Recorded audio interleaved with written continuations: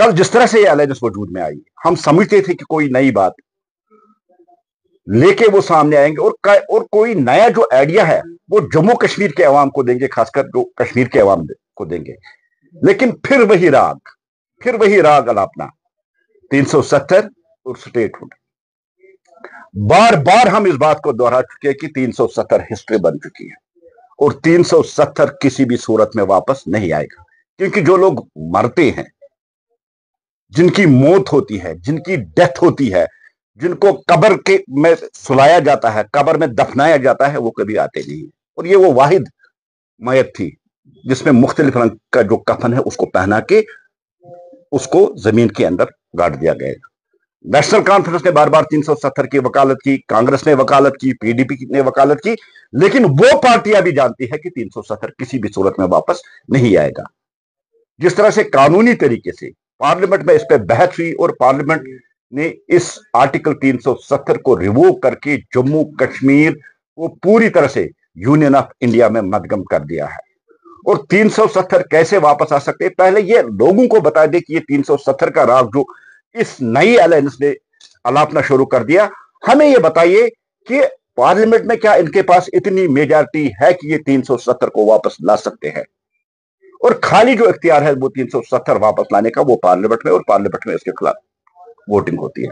उसके बाद honourable supreme court ने भी इस पर वर्दी दी और उन्होंने भी पार्लियामेंट के फैसले को सही ठहरा दिया। और दूसरी बात, जो बार बार ये स्टेटहुड की बात करे, बात करे, जो बेसिक इश्यूज है जम्मू कश्मीर के, जो कश्मीर के बेसिक इश्यूज है, उनको कोई एड्रेस नहीं कर रहा है, चाहे वो रूलिंग नेशनल कॉन्फ्रेंस हो, चाहे अपोजिशन पार्टीज हो, उसको एड्रेस नहीं कर रहा है। जैसे कि आप सबको पता है कि जब उमर साहब चीफ मिनिस्टर बने थे, जब उन्होंने ओथ उठाई थी, अपने मैनिफेस्टो में उन्होंने कहा था 12 गैस सिलेंडर्स, या जिस तरह से बिजली, या जिस तरह से दूसरी चीजें, सब में वो फेल हो गए। और वो भी आज स्टेटहुड के नाम पे लोगों को वर्गिला रहा, लोगों को बहकाने की कोशिश कर रहा कि मैं रिजाइन कर दूंगा, करते ही नहीं है, क्योंकि पावर का नशा है, वो नहीं करेंगे। इसी तरह से कल जो नया अलायंस यहां वजूद में आया है, उन्होंने फिर 370 और स्टेटहुड का राग अलापना शुरू कर दिया और एक नाम दे दिया है कि जम्मू कश्मीर की चेंज के लिए। हम चेंज चाहते थे कि जम्मू कश्मीर की डेवलपमेंट, जम्मू कश्मीर की तरक्की और जम्मू कश्मीर में जो बर्निंग इश्यूज है उनको उठा के शायद वो जम्मू कश्मीर के लोगों के लिए लड़ाई लड़ेंगे। लेकिन ये वही पुरानी बात है, नई शराब, पुरानी शराब नई बोतलों में। कोई फर्क नहीं है उस गुपकार अलायंस और इस अलायंस में, जिस तरह से कल इन्होंने अपने आप को मीडिया के सामने जो एड्रेस इन्होंने कर दिया है। मैं उनसे पूछना चाहता हूं, जो आप कह रहे हैं कि अलायंस चेंज के लिए बना है, आप बताइए आपका मैनिफेस्टो क्या है, आपकी आइडियोलॉजी है, और आप किस बेस पे ये कहना चाहते हैं कि हम जम्मू कश्मीर में चेंज लाने जा रहे हैं। सजाद साहब खाली एक एमएलए है, हकीम यासीन साहब की पार्टी है, उनके पास कोई एमएलए नहीं है। जो जमात इस्लामी बेक्ड पार्टी है, जो इलेक्शन से पहले जहाद का दर्स लोगों को दे रही थी, लेकिन नरेंद्र मोदी जी ने नेशनलिज्म के बगैर जम्मू कश्मीर में कोई ऑप्शन नहीं छोड़ा है। और आज आप देख रहे हैं कि जो कल तक जमात इस्लामी के झंडे तले यहां मुख्तलिफ जो एंटी नेशनल एक्टिविटीज थी उनमें शामिल थी, और आज भी वो इंडियन कॉन्स्टिट्यूशन का एहतराम करते हुए इंडियन कॉन्स्टिट्यूशन के तहत इलेक्शन उन्होंने लड़ा भी है। और कल भी उन्होंने कहा कि हम इलेक्ट्रो पॉलिटिक्स के लिए इसमें आए। लेकिन इलेक्ट्रो पॉलिटिक्स ठीक है, इलेक्ट्रो पॉलिटिक्स में आना ठीक है, ये बहुत अच्छी बात है, इसका खैर मकदम करते हैं, वेलकम करते हैं कि अगर लोग ज्यादा से ज्यादा नेशनल इंटरेस्ट को ध्यान में रखते हुए देश की सिक्योरिटी, देश की एकता, देश की अखंडता, देश की इंटीग्रिटी को मद्देनजर रखकर पॉलिटिक्स में आते हैं, हम उसका खैर मकदम करते हैं, वेलकम करते हैं।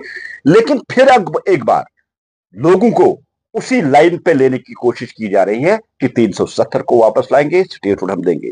स्टेटहुड देश के प्रधानमंत्री जी, देश के होम मिनिस्टर जी की कमिटमेंट है कि मौजूद वक्त पे आपको स्टेटहुड मिल जाएगा। एक बार नहीं, 6 बार देश के वजीर आजम ने कश्मीर की धरती पर ऐलान कर दिया है कि मौजूद वक्त पे आपको स्टेटहुड वापस दे दिया जाएगा।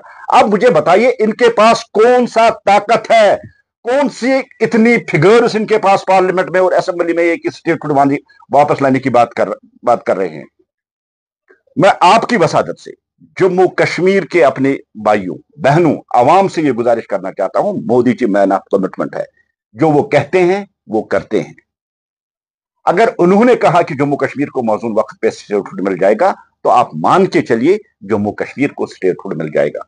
और जहां तक 370 की बात है, जो मैयत 370 मीटर नीचे जमीन के अंदर गाड़ दी गई हो, वो मैयत वापस उठ के नहीं कहेगी कि मैं जिंदा हूं और फिर कश्मीर में चलना शुरू कर देगा। इसका सीधा सा मतलब है कि 370 खत्म हो चुका है, मर चुका है, उसकी हड्डियां तक गल चुकी है जमीन के अंदर, वो किसी भी सूरत में वापस नहीं आएगा।